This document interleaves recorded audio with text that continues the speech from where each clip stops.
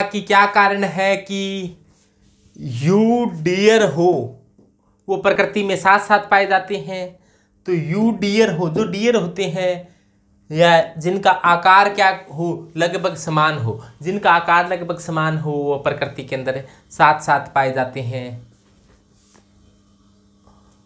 प्रकृति में कौन नहीं पाया जाता? जो रेडियो एक्टिव होते हैं वो प्रकृति के अंदर सामान्यतः नहीं पाए जाते हैं, मानव द्वारा निर्मित किए जाते हैं। एक क्वेश्चन और आता है कि लेंथेनॉइड श्रेणी के तत्वों को दुर्बल मृदा तत्व क्यों कहा जाता है? लेंथेनॉइड श्रेणी के तत्वों को एलन श्रेणी का मतलब लेंथेनॉइड श्रेणी है। लेंथेनॉइड श्रेणी के तत्वों को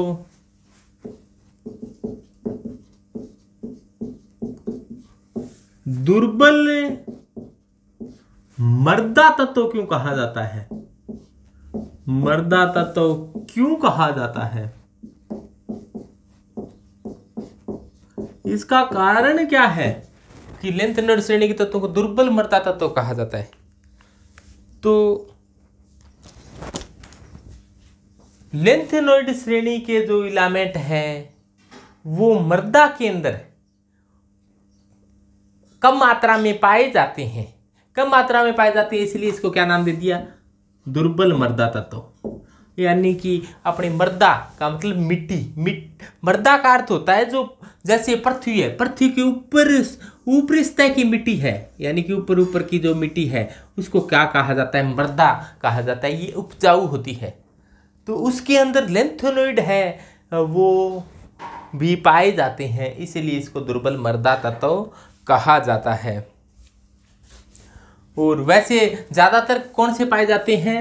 ज्यादातर दूसरे वर्ग के, यानी कि बेटा मांगे, कन्या सुंदर, बाप राजी, ये पाई जाती है मुख्य रूप से क्षारीय मृदा, इसीलिए इनका क्षारीय मृदा धातु कहा जाता है, क्योंकि मृदा में पाए जाते हैं और इनके ऑक्साइड व हाइड्रोक्साइड क्षारीय होने के कारण इनको दूसरे वर्ग वालों को क्षारीय मृदा धातु कहा जाता है। ये मृदा के अंदर प्रचुर मात्रा में पाए जाते हैं। लेकिन ये दुर्बल मृदा क्यों कहा है? ये पाए तो जाते हैं लेकिन कम मात्रा में पाए जाने के कारण इन्हें कहा जाता है दुर्बल मृदा धातुएं। दुर्बल मृदा धातुएं। ट्रांस यूरेनियम तत्व समझ गए। 92 के बाद के जो तत्व होते हैं उनको ट्रांस यूरेनियम तत्व कहा जाता है। लेंथेनॉइड श्रेणी के सभी तत्व होते हैं वो +3 ऑक्सीकरण अवस्था दर्शाते हैं। तो ये कई बार ऐसा क्वेश्चन आता है, लेंथेनॉइड श्रेणी के तत्व कौन सी ऑक्सीकरण अवस्था दर्शाते हैं? लेंथेनॉइड श्रेणी के तत्वों की मुख्य ऑक्सीडेशन स्टेट क्या होती है? तो इनकी मुख्य ऑक्सीडेशन स्टेट क्या होती है? तो आप बताओगे इनकी +3 होती है, और सभी की +3 स्थायी भी होती है,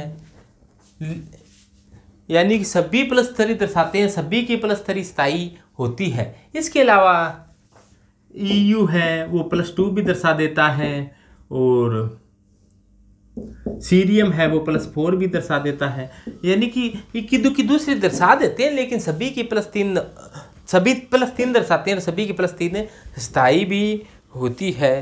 तो ये लेंथेनॉइडों की खास बात है।